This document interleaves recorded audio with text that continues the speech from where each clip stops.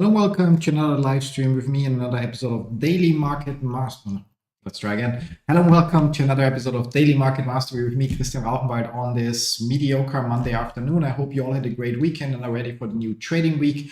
As always, before we jump into the markets and my portfolio, let's get the usual disclaimer out of the way first. Everything that I share in this live stream / video is my personal opinion and in no way financial or professional advice of any kind. You should always do your own research, consult certified professionals, draw your own conclusions, and make your own decisions. Besides that, all the tools that you see during this live stream are, so the broker, the charting software, the strategy I'm following, and so on, are all linked in the video description down below. And the one thing I truly recommend, if you haven't done so, is go and check out the Elliott Wave Principle. You can read this wonderful book online for free when you use the link that's in the description down below. And with that out of the way, let's jump into my portfolio. We can see we have another slightly break-even start into the day. I'm gonna hide the message so you guys can see me as well.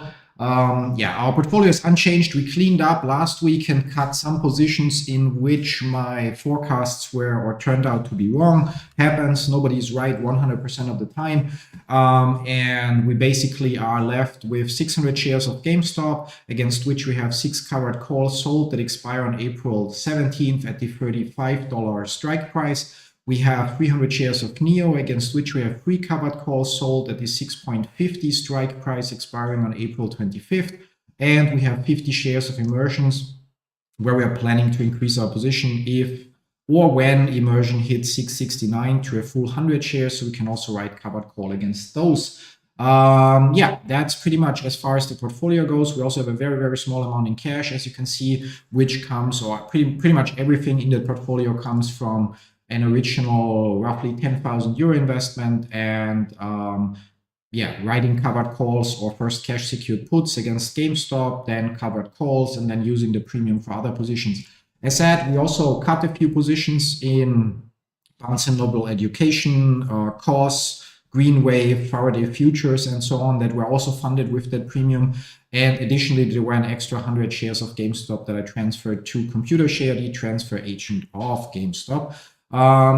So that's where we're at. If we look at the chart, while I'm still not 100% sure or convinced, it looks, or there is the possibility that we indeed finished wave 4 down here in GameStop. So for the bigger picture, we assume that we have an impulse. We're not sure about this part here 100%, but then we have an impulse that starts as 1, 2, 3. Wave 3 subdivides nicely into another impulse, 1, 2, 3, 4, 5, and are now having our 4th wave.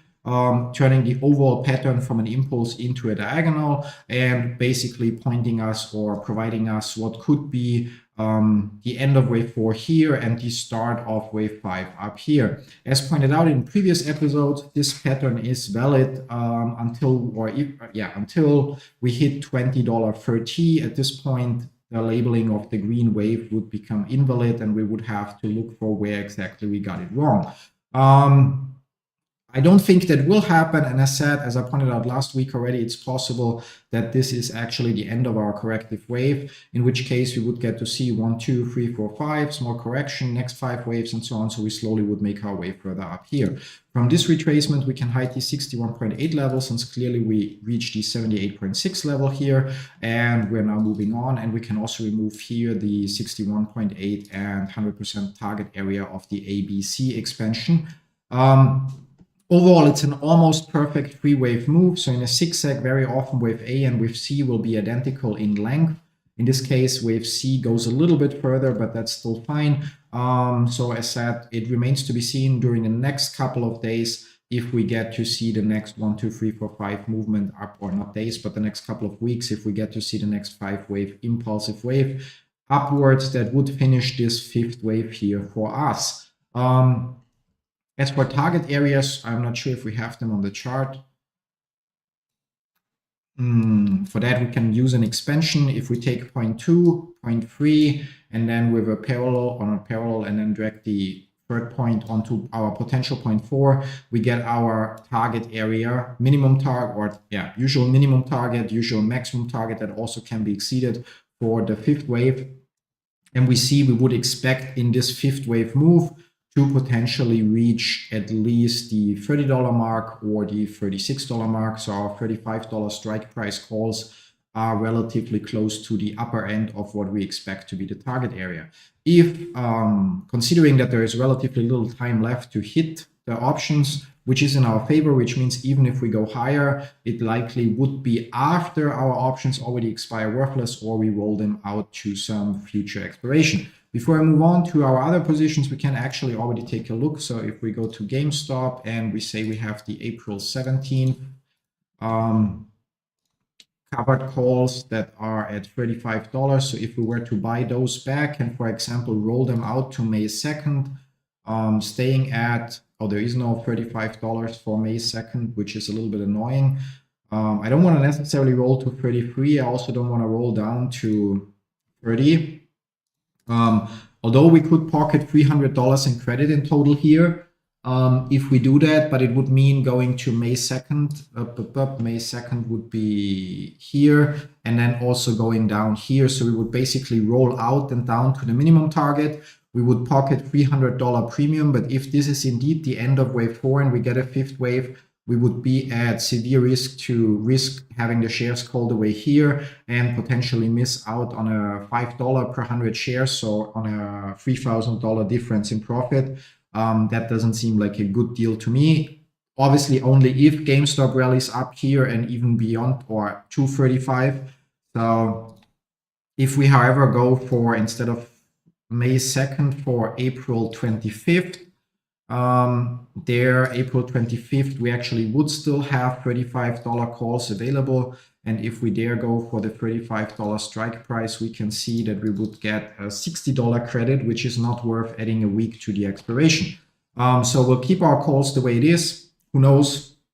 Maybe this time we'll actually get to see them expire. I know it's basically boring time. So we have 31 days left until April 17th. So which means the 20-ish streams till then would not show a lot of movement or action, because we would just watch the chart, and if the price starts to move up and up further, we might roll our options higher and out. Otherwise, we might actually get to see them expire worthless and then adjust based on that. If the price starts to move down, we might, as we go, especially if our pattern becomes invalid, try to figure out how the correct pattern then would be, and be willing to roll our options further down as well, maybe to 30, and depending on how the price moves, potentially even lower. But for that, we'll first have to wait and see. Moving on to NEO, our second biggest position with 300 shares right now.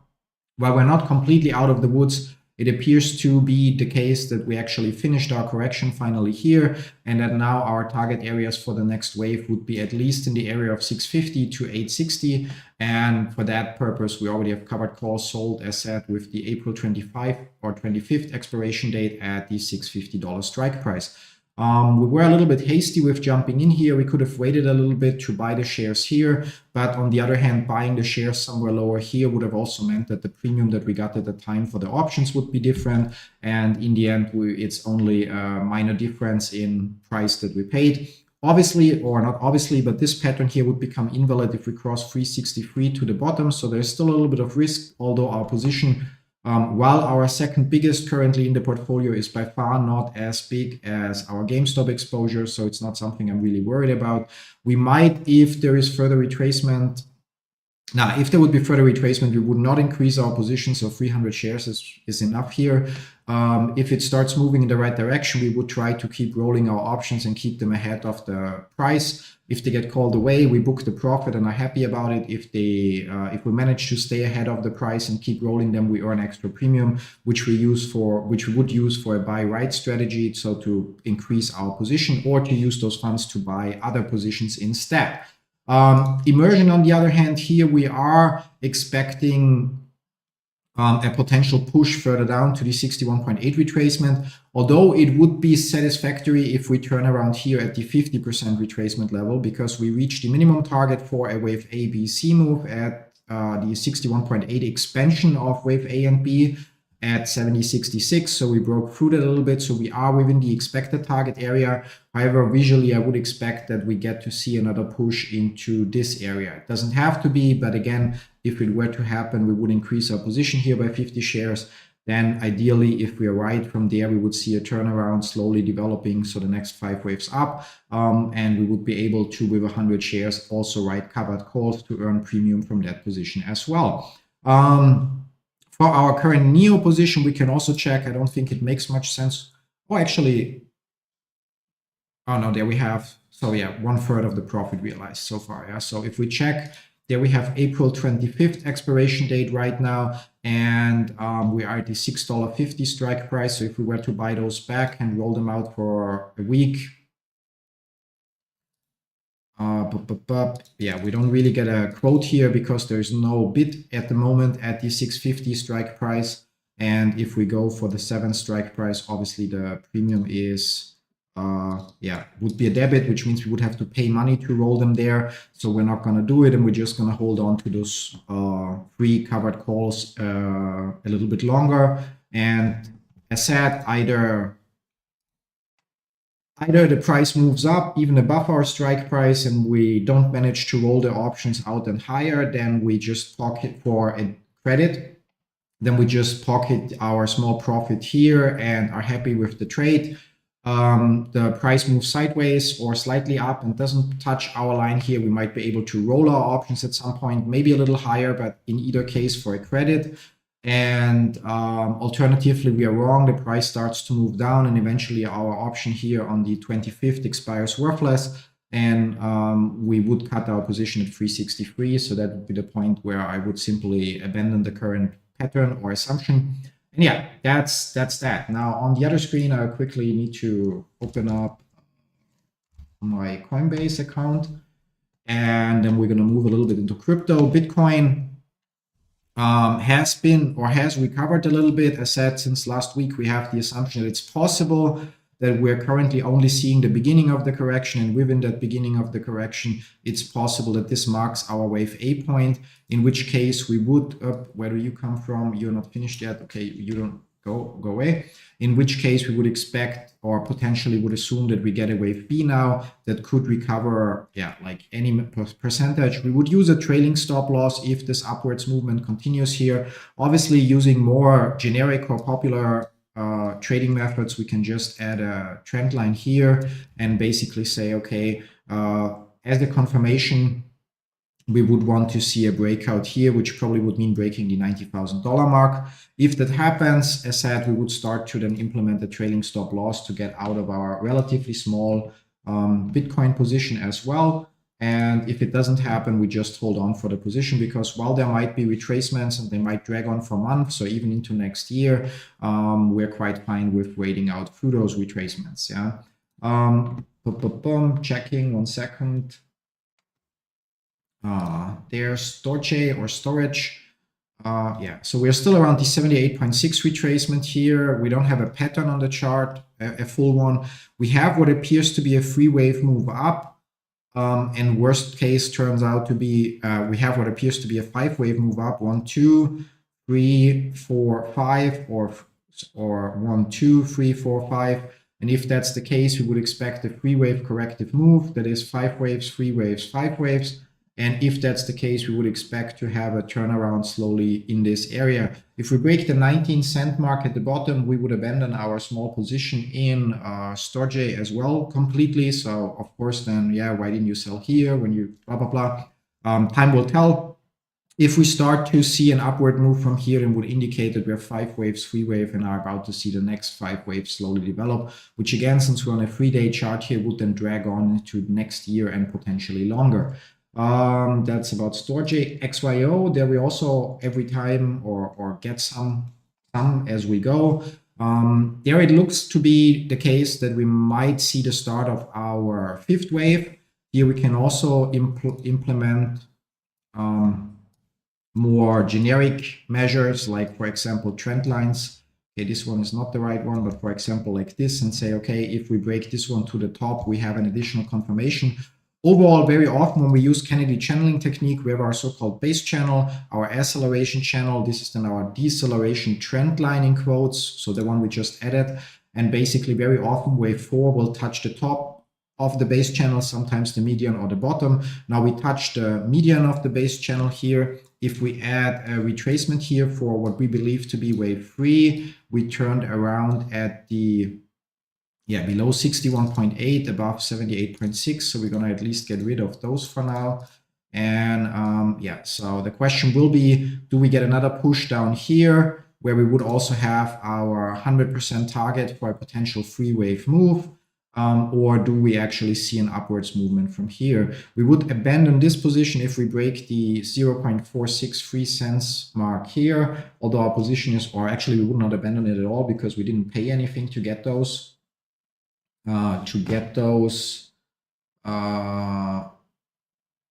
XYO tokens, but we would just wait patiently for a potential further upward move. So overall, it's tricky to say because we're focusing right now on this area, whereas we also have 5 waves up here, a corrective move here. So we also have potentially a bigger 1, 2, 3, 4, and wave 5 coming, or this is a corrective move overall, A, B, C, and from here we go further down. That's why actually, if we were to break the bottom that we have at this point or at this point here, we would just cash out and then just see where it goes from there. But overall, looking at this area here, we would expect another move upwards. So we'll keep an eye on it and then adjust accordingly as we go. So that's about that. Do we have anything else here that's worth looking at? Not here. XRP, unchanged, also similar 1, 2, 3, 4 in progress. I believe we will still get a push down to 160, at which, depending on how other charts are looking, we might cut some other positions and put them into XRP instead. HNT, interesting area. We're on a weekly chart, so it will take time to confirm, but visually this could be 5 waves up, 3 waves down, followed by the next 5 waves up. And visually on the weekly chart, we actually turn around on the 61.8 retracement area, whereas this is a nice ABC move, where again, wave C is almost identical in price movement like wave A. If we go further down from here, we would have to abandon the boat or the position at $1.31.8. As long as we stay above that level, there is actually decent hope that this will turn out like 1, 2, and then wave 3 will slowly develop. Again, we're on a weekly chart, so here we're also talking about into 26 or potentially longer. What else? CRO.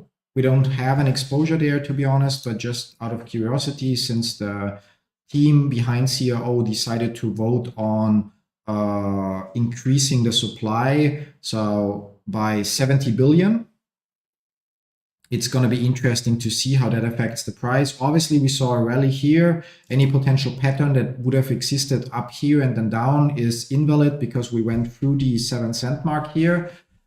So that can go out, and overall,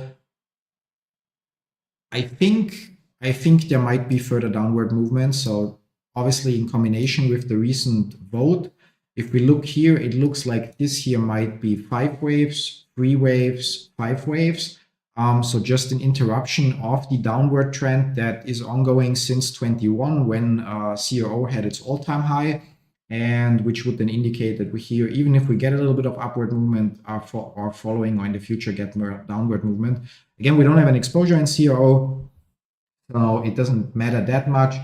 And considering that the supply just more or less tripled, I would not be surprised if the result of that vote actually will be that the price will also be further declining. Don't need anything else here. And for the rest, do we have any cheap stocks on our watch list?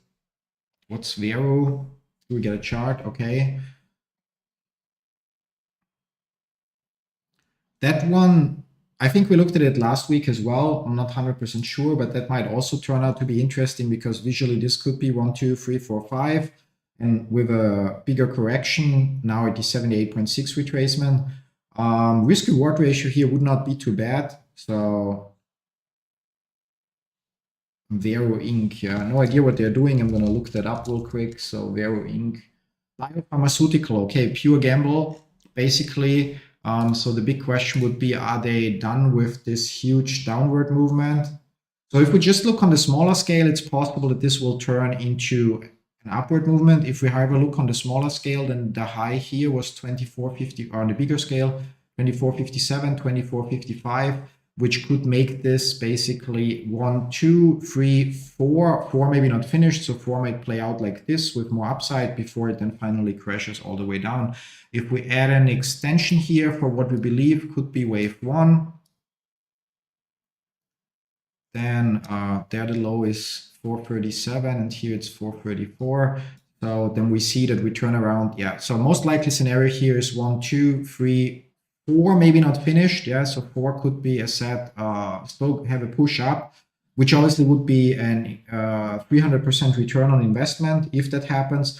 But overall, I expect this to go down further. So we actually will just kick it from our list. Yeah, remove ticker and check if we have it here. Here we don't monitor it at all. Okay, good. So do we have any other low-priced stocks here currently on our watch list? Does not look like it. Yeah, there. Do we get a chart, or is there already a newer one? Yep. And those are still all up to date. H5, yes, they're still up to date. Okay. Fossil, what's Fossil doing, by the way? So it's Fossil Group, yeah. So they are clothing or not. Design, marketing, distribution, okay.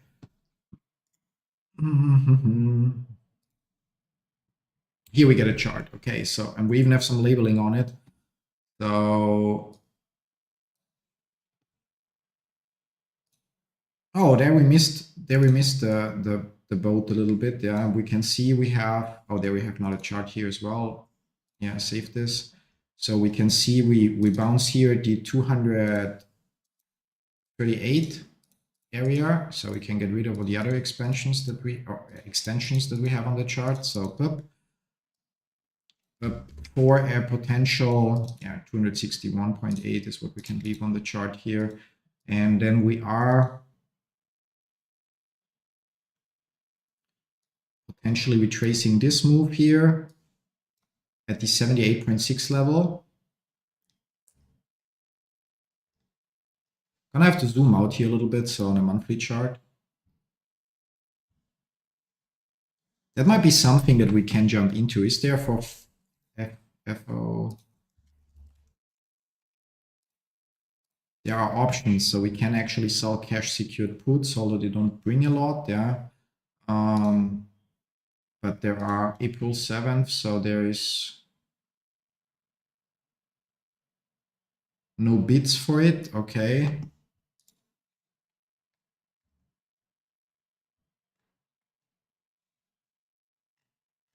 So that's I mean, I wouldn't call it interesting, but that low, that high here, 138.26, is obviously lower than that one, which means we would assume that we have our 137, 139. Okay, so tricky. 1, 2, 3, unless that's a flat correction for 4.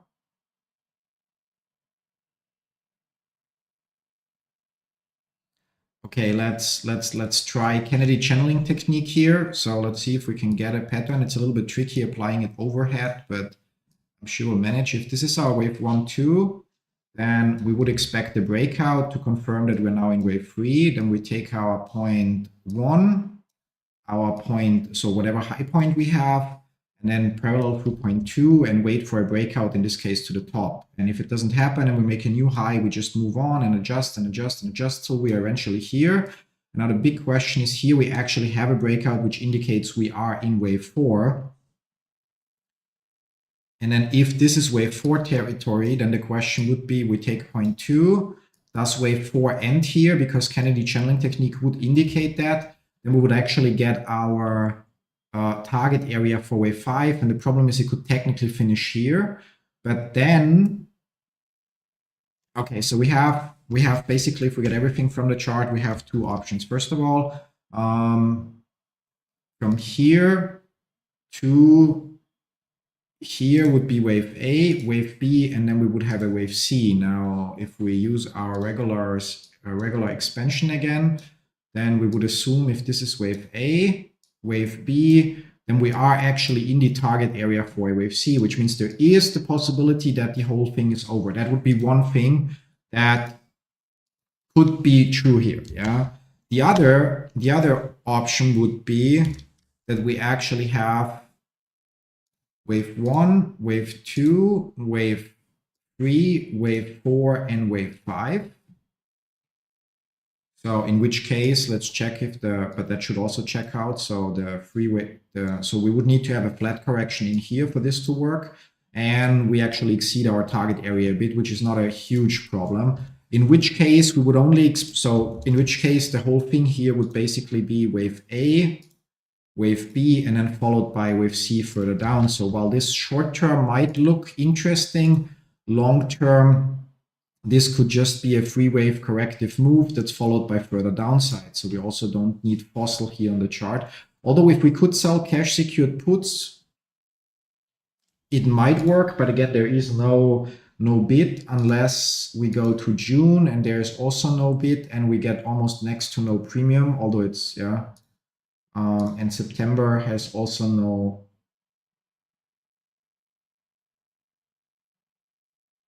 bid. Yeah, so although there is a lot of open interest, but no, like it's not worth the hassle. So we can also remove that, delete row, and then here also get rid of fossil. So from the pattern, looks like further downside. How about frontline? Do we get a chart today for a change?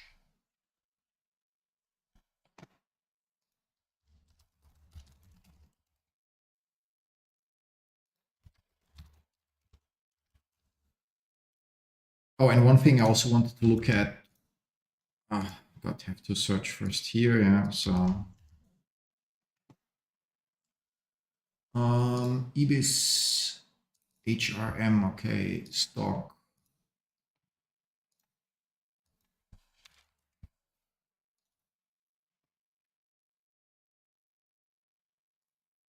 Let's see. Okay, so Rheinmetall, European defense manufacturer, or not defense, but yeah, arms manufacturer. Okay, so broke the 261.8 expansion. There is more upside here, so that's good on the yearly chart. So could already get rid of the levels here. So next target area would be here. If we move in a little closer, so we have our first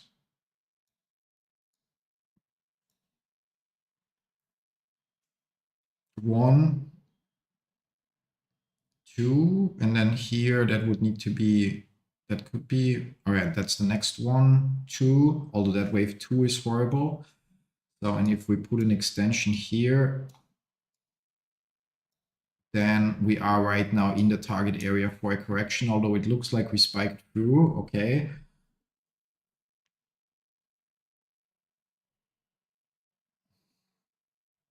So on one hand, if we take this first initial movement, there may be more upside here. However, on the other hand, if we look then further, so if this is in some form wave one, wave two, then wave three also has to subdivide. And if we then consider, yeah, starting point could be here, should be actually here. And the high point, let's check which one was higher. So this one here is 119, 118, 118, and here we had 119.35. So actually would need this, then the correction fits ABC, and then we are in the target area for basically another for wave three. So can also here get rid of those levels for now, and would have to wait and see. So right now, not the best time to jump in.